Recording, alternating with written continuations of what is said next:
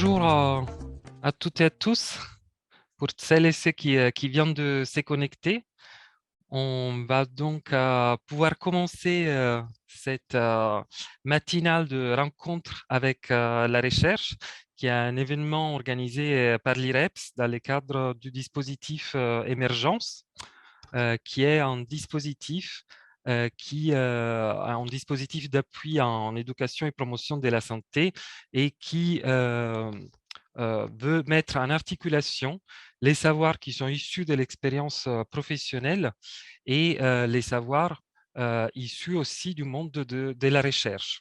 C'est un dispositif donc qui a comme but d'améliorer la qualité des pratiques en mettant en articulation ces deux savoirs et aussi en créant des espaces de rencontre entre les professionnels de terrain et des chercheuses et des chercheurs, comme c'est le cas justement dans cette matinale de rencontre avec, avec la recherche, dans laquelle nous allons mieux comprendre qu'est-ce que c'est la littératie organisationnelle et comment on peut éventuellement ouvrir pour favoriser cette littératie. Et nous allons faire ça avec donc Aurore Marga, qui est maître de conférences en sciences infirmières et membre du laboratoire éducation et promotion de la santé de l'Université Sorbonne Paris-Nord, et Gaël Manson-Coudel, qui est chargé des projets à l'IREPS Auvergne-Rhône-Alpes. Et j'en profite aussi pour me présenter moi aussi. Je suis Andrea Sagni, du coup chargé de projet à l'IREPS Auvergne-Rhône-Alpes, impliqué donc sur ces dispositifs émergence. Merci Andrea pour cette introduction.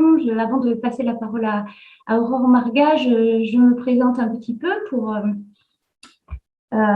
situer un petit peu de quelle place je vais me positionner aujourd'hui avec vous. Donc, Gaëlle Manson-Coudel, je suis effectivement chargée de projet à l'IREPS et plus particulièrement dans l'équipe de la Drôme. Je travaille sur les questions de littératie en santé depuis à peu près 5 ans.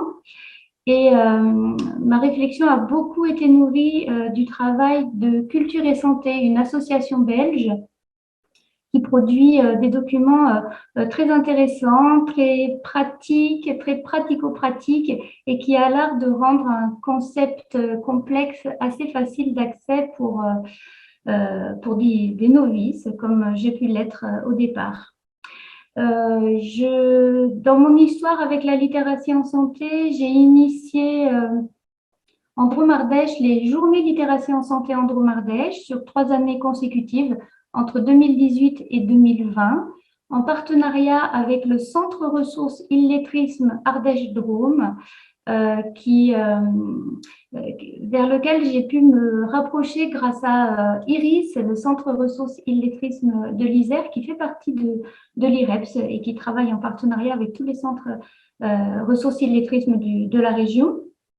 Et ces journées, nous les avons aussi construites et co-animées avec une structure qui prend en charge des personnes insuffisantes chroniques, puisqu'au départ de notre réflexion à l'IREPS Auvergne-Rhône-Alpes, bien la littératie, nous l'avons d'abord appréhendée en lien avec la question de l'éducation thérapeutique des patients.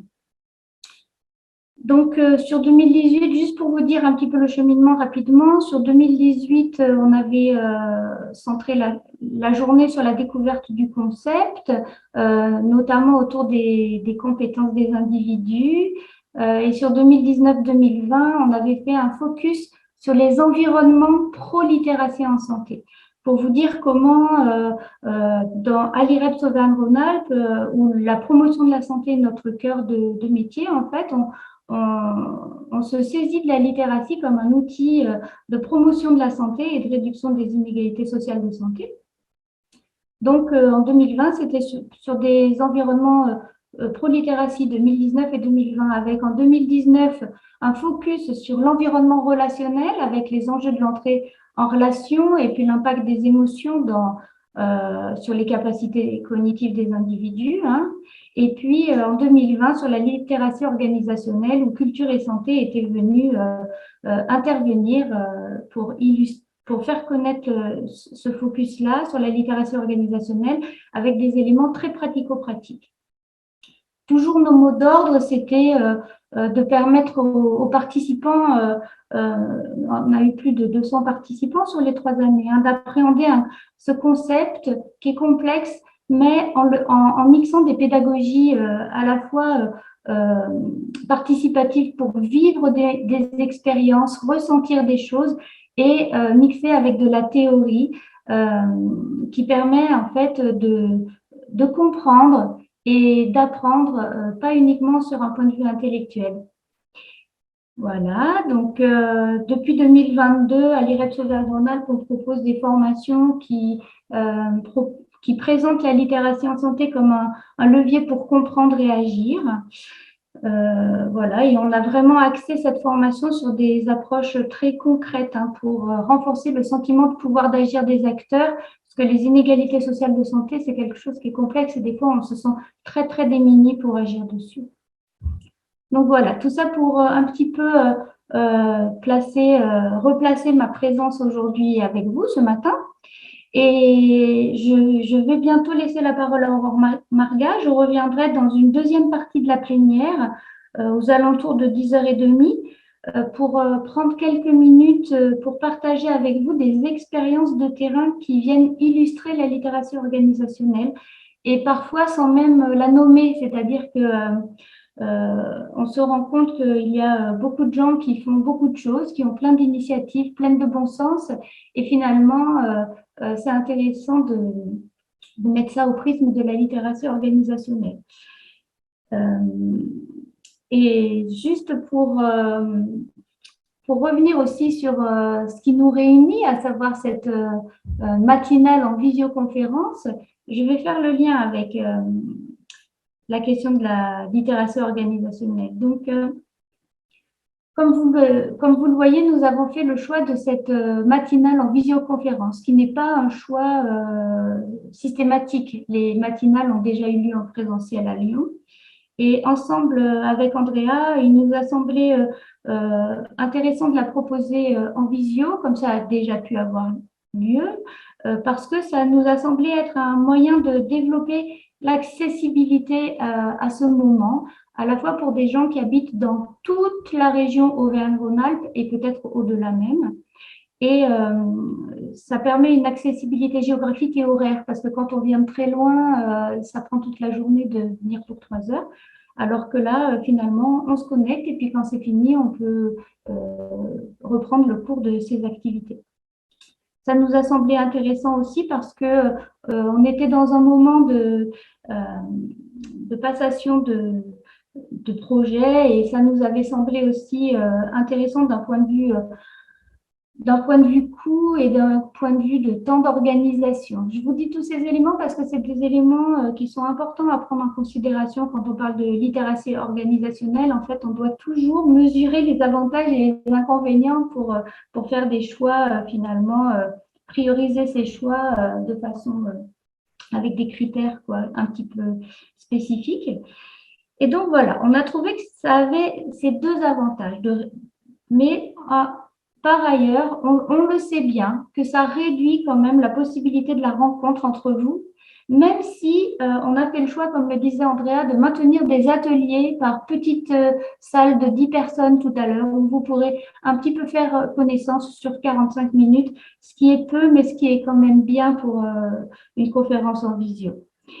Et puis, on a choisi aussi cette modalité d'inscription en ligne, vous avez vu, qui est très, très pratique pour nous parce que les choses se font toutes seules.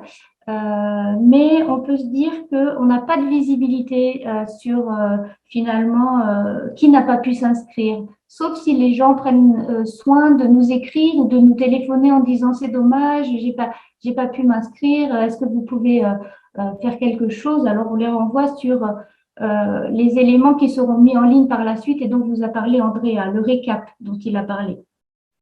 Donc, on essaye de, malgré tout, maintenir la relation, malgré ces outils numériques qui ont à la fois beaucoup d'avantages et puis quelques limites. Et on se dit que ce qui nous anime, c'est surtout que l'organisation ne soit jamais au détriment de l'entrée en relation. Mais on se rend bien compte que toujours on pèse les choses. Voilà. Donc, j'avais envie de préciser tout ça pour rendre un peu les choses concrètes aussi dès la manière dont on a mis en place cette matinale en visioconférence euh, pour illustrer que on a des intentions, on a de la bonne volonté, on a des objectifs et on est aussi inscrit dans un contexte qui est celui qu'il est et qui offre des opportunités et qui offre aussi des contraintes. Et dans toute structure, la littératie organisationnelle sera appréhendée par ce double prisme. Mais c'est maintenant que je vais laisser la parole à Madame Marga qui va pouvoir euh, ben, définir le concept et puis nous permettre d'avoir des points de repère sur ce concept de littératie organisationnelle. Et je vous retrouve tout à l'heure. Aurore, je vous laisse la parole. Merci beaucoup Gaëlle et merci à Andrea pour la présentation initiale également. Plus globalement, je dirais un grand merci à l'IREPS de me permettre d'intervenir aujourd'hui et échanger avec vous sur ce concept qui est finalement pas complètement stabilisé. Donc je pense que nos échanges vont aussi contribuer à stabiliser ce concept de littératie en santé organisationnelle. J'en profite aussi pour dire que finalement, mon intervention rentre dans un partenariat avec l'IREPS que nous initions dans le cadre d'un appel à projet 1K, sur lequel, à partir duquel encore nous allons travailler sur ces questions de construction d'environnement pro-littératie et de parcours prenant en compte la question de la littératie en santé organisationnelle. Donc, l'équipe de l'IREPS m'a proposé d'intervenir sur ce sujet et finalement, je me suis dit que ce titre pourrait convenir, c'est-à-dire la littératie à l'épreuve du système de santé, ou finalement comment changer son regard sur la littératie en santé, avec cette idée de passer d'une vision très individuelle, très centrée sur la personne, à une vision beaucoup plus globale, qui finalement nous oblige à repenser l'environnement au regard de ces questions de littératie en santé. Alors, pour cela, je vais vous proposer de revenir sur certaines définitions, sur certains chiffres, et puis progressivement de passer d'une approche individuelle qui finalement, en France, depuis plusieurs années, a dicté nos actions, nos conduites face aux questions de littératie en santé, pour aller vers une approche plus globale et environnementale. Alors, un point de départ qui me paraissait important à souligner, parce que quand on parle de littératie en santé, il faut déjà parler de littératie, c'est se rappeler qu'en France, nous avons une personne sur deux qui est en difficulté avec ces questions de littératie et qui finalement ne possède pas les compétences en littératie nécessaires pour faire face aux exigences de la vie moderne. Dans un pays industrialisé où finalement, et j'insiste là-dessus, l'écrit a une place considérable, et ce, de façon autonome et fiable. Alors, quand on parle de littératie, tout court, de quoi parlons-nous? Eh bien, on parle de l'aptitude des personnes à comprendre, à utiliser l'information écrite dans la vie courante, à la maison, au travail, dans la collectivité, en vue d'atteindre des buts personnels et d'étendre ses connaissances et ses capacités. Comme vous le voyez dans cette définition, la littératie renvoie beaucoup à des compétences écrites, même si nous savons finalement que ces compétences écrites et ce manque de compétences peut avoir une influence forte sur la façon dont les gens vont pouvoir s'exprimer et donc sur leurs compétences également orales. En effet, si finalement j'ai du mal à lire, à écrire, à comprendre l'information écrite, je vais évidemment avoir un vocabulaire qui va être moins riche, mais je vais aussi sans doute moins oser communiquer avec les autres parce que je peux avoir un sentiment de honte, je peux avoir peur d'être stigmatisée ou autre. Et donc, ces compétences écrites renvoient évidemment aussi à des compétences de communication orale. Alors, la littératie, elle est nivelée selon 5 niveaux. Les personnes qui sont en grande difficulté avec ces questions de littératie, elles sont identifiées dans les niveaux 1 et 2, qui sont les niveaux donnés par l'OCDE. Ces niveaux 1 et 2 correspondent aux personnes qui vont avoir des difficultés à lire un texte simple, à utiliser de la documentation écrite de fait, et puis ce sont également les personnes qui ont de faibles aptitudes en lecture qui se limitent finalement à de la documentation simple. Le niveau 3 correspond au seuil minimal de compétences nécessaires pour faire face aux exigences de la vie moderne.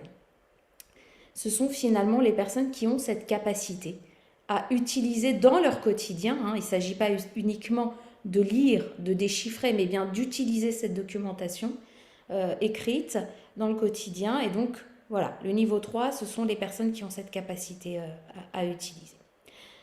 Les niveaux 4 et 5, quant à eux, recouvrent des capacités des personnes, cette fois-ci, à combiner diverses sources d'informations et à résoudre des problèmes d'une certaine complexité. Donc, ces différents niveaux nous intéressent. Pourquoi ? Parce qu'on s'aperçoit que finalement, nous n'avons en France qu'une personne sur deux qui atteint ce niveau 3 et qui est donc en autonomie avec cette question de la littératie. Alors parmi ces personnes, vous allez me dire 1 sur 2, c'est énorme. Qui avons-nous ? Eh bien, nous avons, et c'est intéressant parce que Gaëlle évoquait les structures de lutte contre l'illettrisme tout à l'heure, nous avons évidemment des personnes qui vont être en situation d'illettrisme, mais aussi d'analphabétisme ou bien encore de FLE. Alors je vais revenir sur ces termes parce que c'est intéressant tout de même de les distinguer. Donc on appelle une personne en situation d'illettrisme une personne qui finalement a été scolarisée, qui est née en France et qui a été scolarisée en France, et qui est sortie du système scolaire sans avoir ce niveau 3. La personne en situation d'analphabétisme, quant à elle, n'a pas été scolarisée. Elle est née en France, mais elle n'a pas été scolarisée ou a été trop peu scolarisée pour qu'on puisse la considérer comme en situation d'illettrisme. Et enfin, les personnes en situation de FLE, les personnes en situation de français langue étrangère, sont des personnes qui ont pu être scolarisées dans un autre pays, mais tout état de cause, ce sont des personnes qui ne maîtrisent pas la langue du pays, en l'occurrence le français. Donc, pourquoi je distingue ces différents types de personnes ? Parce qu'elles font partie des personnes qui n'atteignent pas ce niveau 3. Nous retrouvons également dans les causes, à l'origine de ces difficultés, certaines personnes, et j'insiste sur le certaines parce que ça ne concerne pas l'ensemble des personnes, mais certaines personnes qui ont des troubles 10 et qui du coup vont avoir ces difficultés de maîtrise de l'information écrite et qui n'arrivent pas non plus à atteindre le niveau 3. Évidemment, des personnes dyslexiques, dysorthographiques et j'en passe peuvent néanmoins atteindre le niveau 3, même le niveau 4-5, moyennant des accompagnements particuliers. Voilà. Donc, nous nous rendons compte que finalement, le concept est assez large et que les raisons à l'origine de faibles compétences en littératie peuvent être diverses et variées. Par conséquent, dès lors que l'on va vouloir répondre ou accompagner les personnes en difficulté avec la littératie, il nous faudra être en capacité aussi de pouvoir les repérer.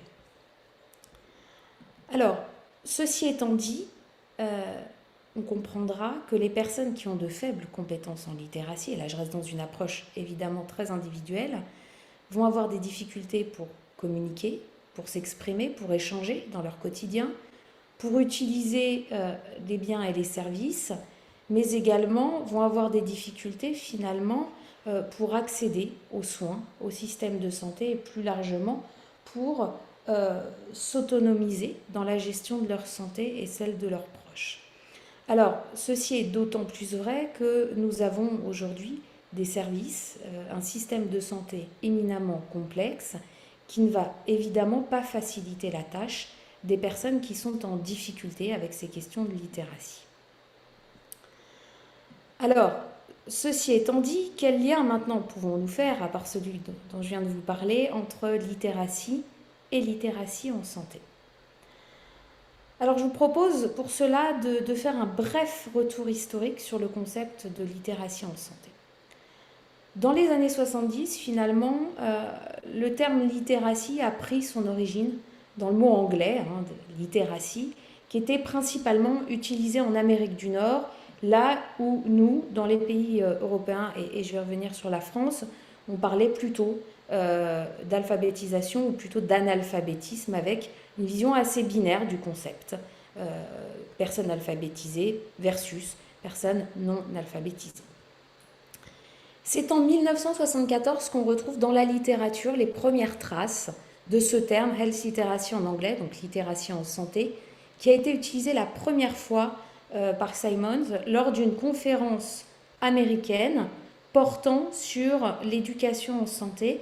Et finalement, c'est dans le champ des éducations en santé qu'on a vu apparaître les premières questions où on interrogeait la place de la littératie appliquée au champ de la santé. Donc à la fin des années 80, on a vu naître de plus en plus de travaux de recherche sur finalement ces liens entre littératie en santé, donc littératie appliquée à la santé, et l'état de santé des personnes. En 98, les travaux étaient tels que finalement, Nutbeam, un des auteurs vraiment princeps sur le sujet, a inscrit cette question de la littératie en santé, ce concept de littératie en santé, dans le glossaire de promotion de la santé de l'Organisation mondiale de la santé. Et finalement, en 2012, on a vu émerger un travail de synthèse qui a été construit par un consortium européen conduit par Sorensen, qui a permis, à partir de 17 définitions retrouvées dans la littérature, de 12 cadres conceptuels qui avaient été recensés, qui a permis donc de proposer une structuration, une conceptualisation, finalement un modèle qui présente les principales dimensions de la littératie en santé, et je reviendrai sur ce modèle, ainsi que les déterminants et ses liens avec la santé. Alors, ce qui est intéressant, et pourquoi je vais m'attarder sur ce modèle, c'est parce que en 2013, ce modèle conceptuel, il a été repris dans un rapport majeur de l'OMS sur la littératie en santé. Et finalement, ce modèle, au-delà de l'aspect théorique qu'il vient apporter, il peut être considéré comme une grille de lecture, de compréhension de cette question de la littératie en santé, et plus que ça, comme une grille aussi d'intervention de la littératie en santé. Alors là, je reste sur une vision assez internationale. Ce qui est important de voir aussi, c'est qu'au niveau français, les choses sont arrivées beaucoup plus tardivement. Personnellement, j'ai commencé mes travaux sur la littératie en santé en 2014, et à cette époque-là, finalement, il y avait peu d'écrits sur le sujet de la littératie en santé en français. C'est qu'en 2017, finalement, que la Conférence nationale de santé a défini la littératie en santé comme un levier pour réduire les inégalités de santé. Et puis, on a retrouvé donc sur 2018-2022, dans la stratégie nationale de santé, cette fois-ci des objectifs au niveau français en matière de littératie en santé, des objectifs que je vous ai relistés ici, qui concernent la construction de stratégies d'action en santé publique, adaptées, accessibles à toute la population. Et là, on voit émerger finalement une vision un peu plus environnementale, organisationnelle de la littératie en santé. L'objectif également d'améliorer l'information du public et d'intégrer cette question de la littératie en santé dans les programmes d'enseignement, notamment des professionnels aussi de santé qui étaient peu formés à ces questions. Alors, dans ce contexte, pourquoi finalement s'intéresser à la littératie en santé? Eh bien parce que de faibles compétences en littératie en santé peuvent être considérées comme des facteurs contributeurs des inégalités sociales de santé. Et c'est ce que nous disait Gaëlle en introduction. Finalement, c'est dès lors que je veux travailler sur ces questions d'inégalité sociale de santé, je ne peux pas faire sans ce concept de littératie en santé. En pratique, avoir de faibles compétences en littératie en santé, eh bien, dans le cadre de la maladie chronique, par exemple, ça engendre un usage inadéquat des médicaments, plus de difficultés à suivre les prescriptions médicales, plus d'hospitalisation, plus de réhospitalisation également chez les personnes qui vont avoir de faibles compétences en littératie en santé, et puis une moins bonne autogestion de façon générale de la santé chez ces personnes. J'ai également souhaité vous donner l'exemple de la Covid-19 parce qu'on a une publication qui est parue en 2022 sur le sujet et on s'aperçoit que finalement, les personnes qui avaient de faibles compétences en littératie en santé étaient également plus en difficulté pour utiliser des applications numériques qui étaient quasi obligatoires, j'ai envie de dire, pour pouvoir se débrouiller et lutter contre cette question, cette pandémie. Donc, on se rend bien compte que la littératie en santé semble être un déterminant majeur et qui va impacter sur la santé des populations. Cependant, la littératie en santé reste, comme je vous l'ai montré dans cette première partie de présentation, un concept très individuel et finalement qui fait peser lourd sur l'individu parce qu'on s'aperçoit que on ne le regarde que sous le prisme de la compétence individuelle. Entendu, est-ce que la personne est capable de traiter ou non l'information et le système et de s'orienter dans le système de santé. Et ça, c'est finalement très vrai, ça a été très très vrai jusque dans les années 2000, où finalement la littératie en santé était considérée comme une construction de capacité à un niveau individuel, comme nous le rappelait Berkman en 2011. Cependant, depuis plusieurs années, et notamment depuis 2010, on voit émerger d'autres modèles de la littératie en santé et on peut s'apercevoir qu'on a deux acceptions de la littératie en santé qui cohabitent avec un modèle qu'on pourrait appeler du risque, c'est Greenhalgh qui l'appelle ainsi, c'est-à-dire la littératie en santé comme une mesure, un statut préexistant qui dérive de niveau de littératie et de numératie de l'individu.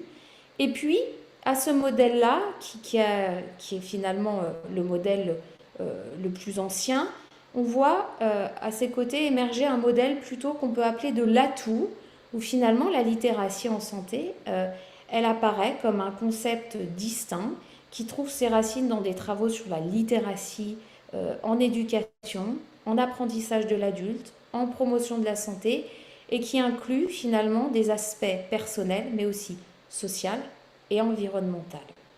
Et là, finalement, on s'aperçoit que la littératie en santé est considérée finalement comme un déterminant non pas uniquement individuel, mais qui peut prendre une approche plurielle, clinique individuelle, mais aussi de santé publique.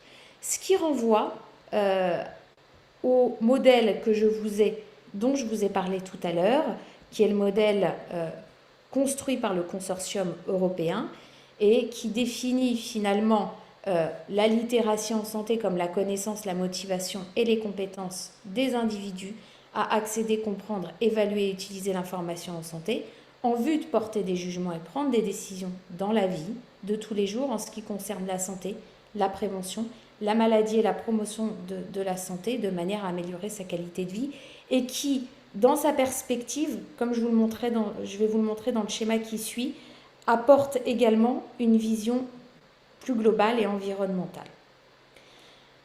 Néanmoins, même si on a ces approches globales qui apparaissent, on retiendra quand même que dans bon nombre de publications, on garde une vision très très individuelle de l'approche.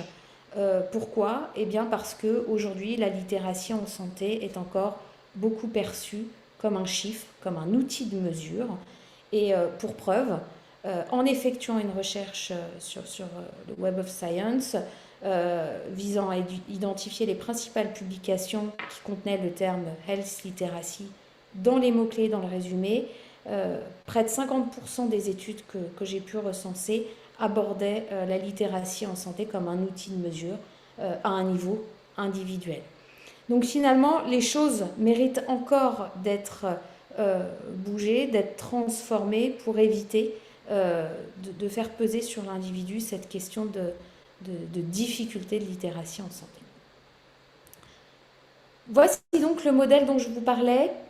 Alors, l'idée, c'est peut-être pas de le reprendre complètement en détail, mais de se dire que la littératie en santé, eh bien, elle recouvre évidemment de compétences d'accès, de compréhension, d'évaluation et d'application de l'information en santé. Ce sont les carrés gris que vous voyez au centre du schéma. Des compétences qui vont s'exprimer dans le système de santé, évidemment, dans le système de prévention aussi, mais plus largement dans le système de promotion de la santé. Et ce qui est intéressant dans ce modèle qui a été repris par l'OMS, c'est que finalement, on voit d'ores et déjà émerger, oui, une approche individuelle, mais aussi une approche plus populationnelle, avec l'idée finalement que tout ne relève pas de la personne, mais va relever aussi de facteurs qui sont sociaux, environnementaux, conjoncturels, au-delà des déterminants personnels. Considérant que ces questions de littératie en santé pensées au niveau populationnel vont avoir des effets sur l'utilisation des services de santé, sur les comportements de santé, sur la perception que peuvent avoir les personnes sur la santé et sur les notions d'équité en santé. Alors, voilà un petit peu pour, j'ai envie de dire, l'aspect théorique, définition, chiffres.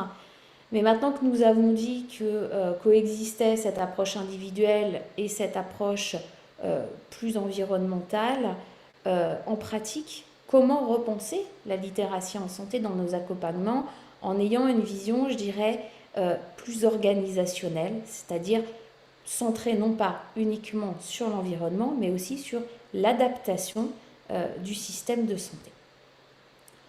Alors, pour cela, je vous propose finalement de revenir sur le modèle de l'atout dont je vous parlais, considérant qu'on peut axer notre propos sur la question de la promotion de la santé. Alors, je me suis permise de remettre une définition, je ne doute pas que tout le monde soit au clair avec ça, mais ça nous permet d'être d'accord sur les mots. La promotion de la santé, c'est quoi finalement? C'est le processus qui confère aux populations les moyens d'assurer un plus grand contrôle sur leur propre santé et d'améliorer celle-ci. Et j'ai ni plus ni moins repris la définition de la Charte d'Ottawa.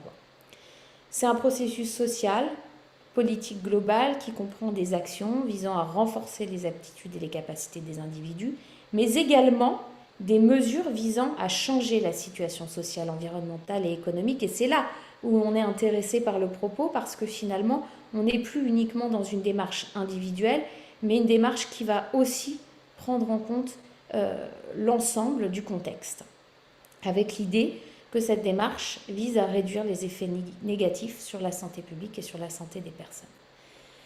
C'est également la promotion de la santé un moyen de permettre aux personnes de mieux maîtriser les déterminants de la santé, d'améliorer leur santé, et puis ça leur permet de participer à un niveau populationnel à des actions de promotion de la santé.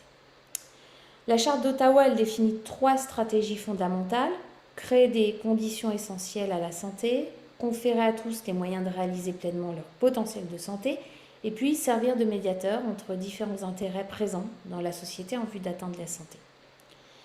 Elle repose également sur 5 domaines d'action, et je les liste parce que finalement, dans nos propositions de littératie en santé organisationnelle, je vais revenir sur certains de ces piliers qui consistent en l'élaboration de politiques publiques saines, la création de milieux favorables, en santé évidemment, ou à la santé, renforcer l'action communautaire pour la santé, acquérir des aptitudes individuelles et réorienter les services de santé. Voici une petite diapo juste pour vous dire que la proposition que je vous fais et qui va émerge plutôt de travaux de recherche conduit depuis 2014 avec 2 revues de la littérature qui ont été conduites jusqu'en 2021 et qui nous ont permis finalement de faire les propositions qui vont suivre et sur la base desquelles je vous proposerai que nous puissions discuter après. Donc en termes de propositions, plusieurs points finalement pour discuter la littératie en santé à l'aune de la promotion de la santé, c'est-à-dire pour discuter une littératie en santé, non pas uniquement individuelle, mais aussi organisationnelle. En se disant finalement comment on peut proposer des interventions favorables à la promotion de la littératie en santé. Tout d'abord, premier point, premier élément, c'est penser la littératie en adossant ces actions à des politiques intersectorielles qui ne peuvent pas relever uniquement du champ de la santé, donc c'est contribuer au développement de la littératie en santé tout au long de la vie, de la périnatalité jusqu'au grand âge, parce que finalement, beaucoup de nos politiques ou de nos interventions se sont concentrées sur une population adulte âgée de 18 à 65 ans. Pourquoi ? Tout simplement parce que bon nombre d'outils de testing de la littératie en santé permettaient de mesurer la littératie en santé sur cette population-là. Et finalement, on en a oublié de penser la littératie aussi au niveau de la périnatalité et au niveau du grand âge. Pourquoi la périnatalité, par exemple ? Parce qu'on sait que finalement la littératie en santé au niveau parental va avoir un effet direct sur la construction du capital santé des enfants. Plus les parents sont en capacité de gérer finalement leur santé et la santé de leur enfant, plus l'enfant aura de chances d'être en bonne santé de façon durable. Avec le souci également de réduire ou en tout cas de ne pas aggraver les inégalités sociales de santé. Alors ça, c'est un bien grand message, mais qui permet de nous dire que finalement, dès lors qu'on pensera littératie en santé, c'est intéressant de penser ces questions d'un point de vue de l'universalisme proportionné. Donc non pas dans une vision égalitaire, proposer la même chose à tout le monde, mais finalement dans une vision plutôt équitable d'intervention qui permettent de proposer finalement des dispositifs différents en fonction des besoins de chacun, avec un objectif commun qui est de faire que l'environnement soit favorable à l'expression des compétences de chacun, et non pas l'inverse. Enfin, prendre en compte la pluralité des champs d'intervention, c'est finalement ce qu'on disait dès le titre, qui parlait d'intersectorialité. C'est penser ces questions de littératie en santé à des niveaux sociaux, éducatifs, mais également à un niveau médical. Et puis, des actions qui se doivent d'être évaluées, parce que intervenir, c'est bien, mais finalement, quels vont être les effets de ces interventions et quels vont être les effets de la pluralité de ces interventions ? Eh bien, pour le savoir, c'est intéressant et c'est important d'évaluer la mesure, ou en tout cas les effets de nos interventions. Deuxième point, deuxième axe, ou deuxième intervention possible, c'est travailler en pensant la participation active des personnes concernées dans les interventions visant à soutenir la promotion de la littératie en santé. Pour ainsi dire, c'est se dire qu'on ne peut pas faire sans les personnes concernées, en cohérence avec des principes d'émancipation, d'empowerment, au niveau individuel, mais aussi au niveau collectif, à des niveaux communautaires, en associant dans nos actions, finalement, en priorité, les personnes les plus susceptibles de présenter de faibles niveaux de littératie en santé. Ça veut dire quoi ? Ça veut dire qu'on ne peut pas penser à la place des gens, que si on doit repenser nos organisations de façon à ce qu'elles deviennent pro-littératie et donc plus favorables à l'expression des besoins en littératie en santé de chacun, eh bien on doit les penser à l'aune finalement des besoins des personnes concernées. Et pour identifier ces besoins et pour construire ces réponses, on a besoin de ces personnes. Alors, il est clair que ce n'est pas forcément facile d'intégrer les personnes les plus en difficulté avec ces questions de littératie en santé. Néanmoins, c'est un levier fort d'action pour promouvoir la littératie en santé des populations. En prenant appui également sur les connaissances et les expériences des personnes, parce que finalement, on peut avoir différentes façons de faire, et ces différentes façons de faire peuvent finalement conduire à des buts communs. Donc l'idée, c'est de partir sans représentation trop forte, sans souhait finalement d'imposer aux gens une certaine façon de faire, mais plutôt de partir de ce que les gens font. Et puis en accompagnant des dispositifs d'action communautaire. Je vais donner un exemple un peu concret. En Seine-Saint-Denis, avec le conseil départemental et en partenariat avec l'université dans laquelle je travaille, nous avons construit, en partenariat avec les gens également concernés, une académie populaire de la santé où finalement l'idée est de permettre à des usagers du département, du 93, de devenir ambassadeurs de santé et donc de promouvoir ces questions de littératie en santé, évidemment, à travers des actions communautaires. Et ce dispositif n'a pas pour but d'être transmissif, c'est-à-dire ce ne sont pas des universitaires ou un conseil départemental qui impose des connaissances aux gens, mais on se veut beaucoup plus accompagnant du dispositif et donc on leur crée un environnement favorable pour que les personnes puissent s'organiser et co-construire leur savoir ensemble. On pourra y revenir si vous le souhaitez lors des questions.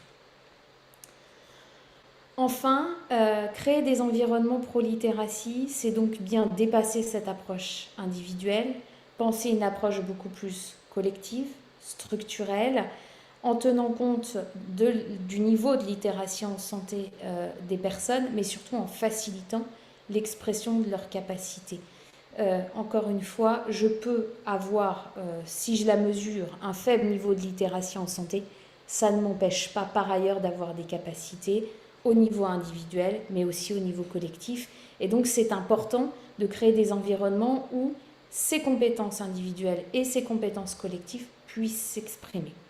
Avec plusieurs moyens d'action, en facilitant l'accès aux informations en santé et au parcours, aux moyens d'intervention simples, je vais y revenir, en proposant des interventions d'éducation qui portent sur les savoirs et les savoirs expérientiels et les ressources des personnes, en étant dans une vision finalement très positive et non pas en partant des faiblesses des individus. Et puis, former à la littératie en santé les intervenants des champs social et médical, parce que comme nous l'avons vu, finalement les personnes, les intervenants sont peu préparés à cela. Alors, si je reviens sur cette question de construction aux moyens d'intervention simples, voilà de quoi je parle. On a pu identifier dans la littérature deux grands types d'interventions qui ont pour objectif d'accroître ou de maintenir une certaine littératie en santé au niveau individuel ou populationnel. Parmi ces interventions, on a ce qu'on appelle les interventions spécifiques qui, là, rendent finalement l'environnement beaucoup plus propice à l'expression des différents niveaux de littératie. C'est-à-dire qu'on ne va pas être... Enfin, l'idée, c'est de rendre le système de santé plus accessible. Donc, on va, grâce à ces interventions simples, abaisser la marche du bus, si je peux parler comme ça.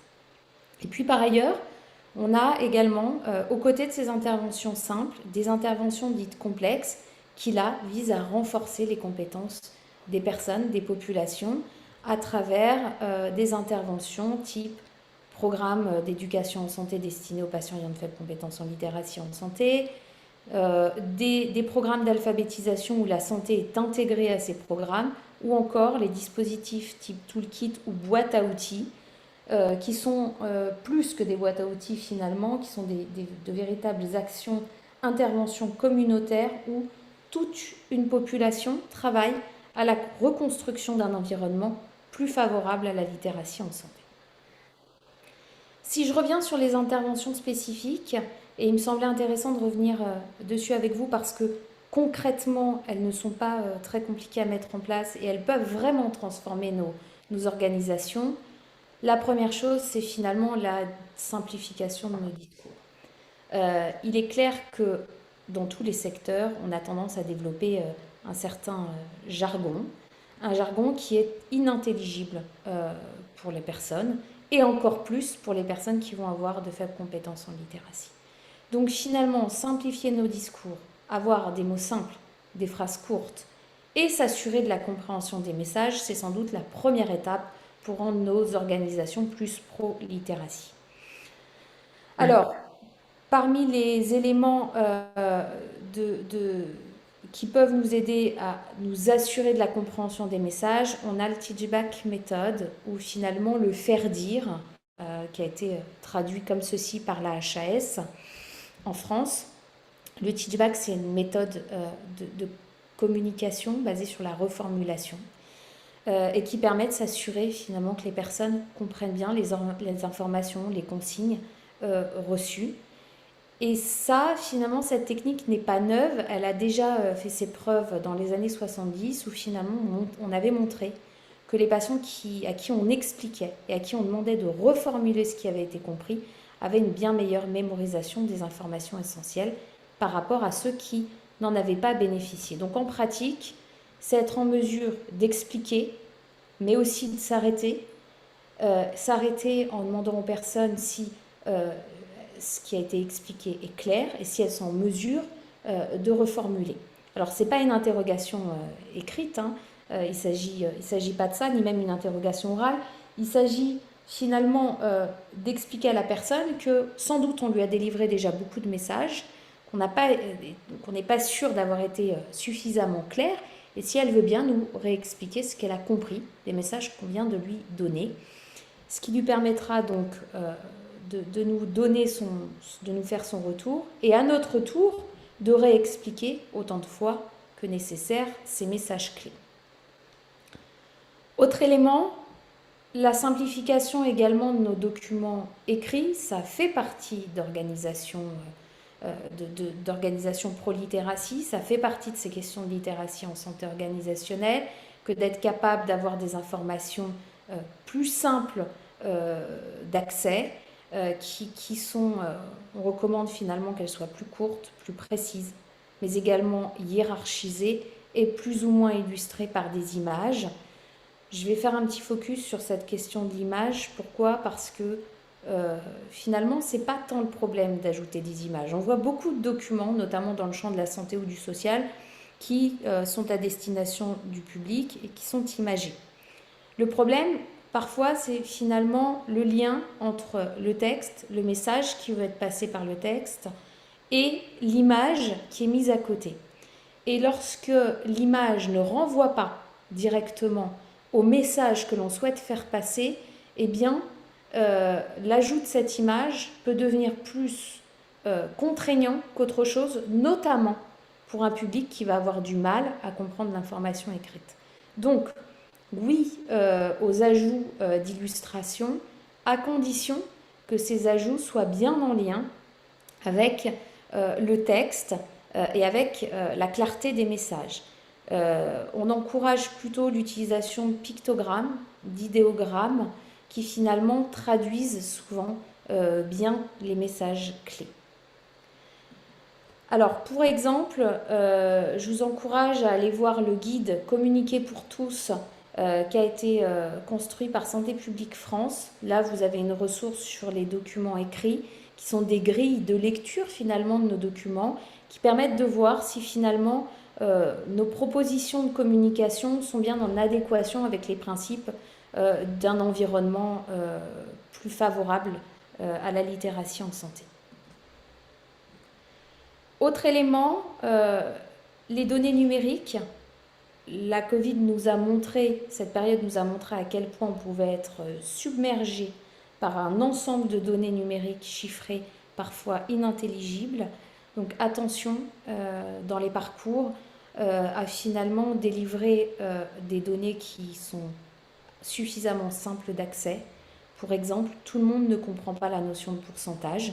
Donc il est important de pouvoir traduire ces données numériques lorsqu'elles sont indispensables par des représentations picturales, alternatives ou conjointes aux chiffres et aux pourcentages. Pas hésiter, par exemple, à introduire l'idée que 50% c'est égal à 1 sur 2 et à dessiner des bonshommes pour en effectuer une représentation picturale. Enfin, l'utilisation d'images ou de supports multimédia.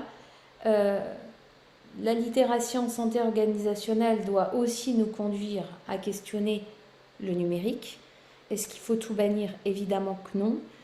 Évidemment qu'il est important de pouvoir accompagner les personnes et puis surtout de construire des dispositifs qui vont être en rapport avec l'utilisation des personnes. Aujourd'hui, une grande partie de la population a un smartphone. Ça fait partie des outils de communication dans le champ de la santé. Il est donc aussi important de notre côté, lorsqu'on veut créer des environnements pro-littératie, de surfer sur cette vague, d'être en mesure de contribuer au déploiement d'applications qui vont faciliter la vie des personnes. Je vous donne un exemple. Les rappels de rendez-vous médicaux pourraient très bien être envisagés avec un message oral qui viendrait via le smartphone et non pas uniquement avec un message écrit qui n'est pas forcément toujours compréhensible par tous. Voilà. En ce qui concerne les interventions dites spécifiques. Il y en a évidemment d'autres à penser, à repenser. L'idée, c'est aussi de pouvoir les mettre en lien les unes avec les autres et puis les penser dans le cadre d'un dispositif où finalement on va aussi préparer, former les professionnels du champ de la santé et du social à pouvoir déployer ces différents systèmes. Pardon, Oui, Aurore, désolé, c'est juste pour vous signaler qu'il vous reste 10 minutes. c'est parfait. Pardon, 5 minutes, pardon. Parfait, 5 minutes. Merci, merci. Donc enfin, c'est également promouvoir des interventions pluriprofessionnelles, intersectorielles. Pourquoi je dis ça? Eh bien parce que finalement, dans d'autres champs, dans d'autres secteurs, je pense notamment à celui de l'alphabétisation, le champ également de lutte contre l'illettrisme, on a des gens qui savent faire et qui savent parfaitement faire. Donc travailler chacun dans son coin, ça marche forcément pas bien. Donc quand il est question de littératie en santé, il pourrait être intéressant de penser des actions communes qui pourraient être déployées à différents niveaux par différents professionnels en fonction des compétences de chacun.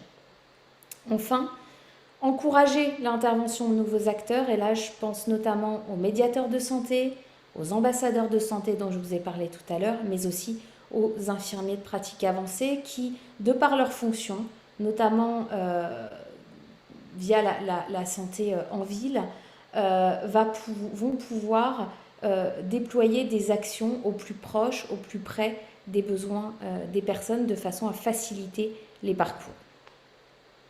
Et donc, pour finir, et donc vous voyez André, hein, je respecte le temps, l'idée pour répondre à cette question de la littératie en santé à l'aune de la promotion de la santé, dans une visée finalement beaucoup plus organisationnelle, il semble qu'il faille plutôt s'adosser à un modèle de l'atout, à une vision positive de la littératie et non pas dans une vision du risque qui fait peser lourd à l'individu. Donc l'idée, c'est de pouvoir mobiliser, conjuguer plusieurs approches. L'approche individuelle qui va nous permettre finalement de déterminer les caractéristiques, effectivement, individuelles, mentales, physiques des personnes, de déterminer, de fonctionner en fonction des niveaux, des besoins des gens, c'est sûr, mais aussi en fonction de leurs capacités, de leurs ressources.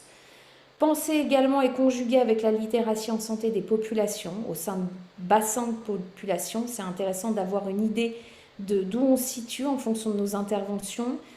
Avec cette question de la Public Health Literacy introduite par Friedman en 2009, qui s'étend au-delà des individus et qui concerne les connaissances, les compétences et l'engagement qu'ont les groupes d'individus à s'occuper de la santé publique de leur communauté. Et dans cette vision-là, on a une visée très participative des prises de décision et de l'action civique pour résoudre des problèmes de santé qui concernent l'ensemble des communautés. Et enfin, cette logique de littératie en santé organisationnelle que nous venons de voir, qui peut être associée à la capacité d'un système, d'une institution, à tenir compte du niveau de littératie en santé des usagers. Et donc dans cette complémentarité d'approche, l'idée c'est de permettre de changer notre regard porté sur la littératie en santé en considérant le processus plutôt que les seules capacités des personnes. Et il s'agit d'accompagner les personnes en se centrant sur leurs forces et leurs opportunités et les opportunités de l'environnement. Donc, en ce sens, la littératie en santé, elle peut être définie finalement comme un écart entre l'intelligibilité d'un système de santé et la compréhensibilité des individus et des communautés qui le composent. Donc on n'est plus sur une approche uniquement individuelle ou populationnelle, mais l'idée c'est d'envisager la littératie en santé comme un déterminant qui nécessite des interventions promotrices de santé. Et dans ce contexte, il ne s'agit pas de se situer dans une approche, encore une fois, individuelle, mais bien de penser intersectorialité, pluriprofessionnalité, engagement et soutien des actions communautaires, co-construction d'environnements favorables, et puis prise en compte de publics prioritaires, comme on l'a vu avec le champ de la périnatalité, de la petite enfance, et la notion de parental health literacy. Voilà Andrea, j'en reste là, et je reste évidemment disponible pour les échanges et les questions. Merci beaucoup, merci à Aurore.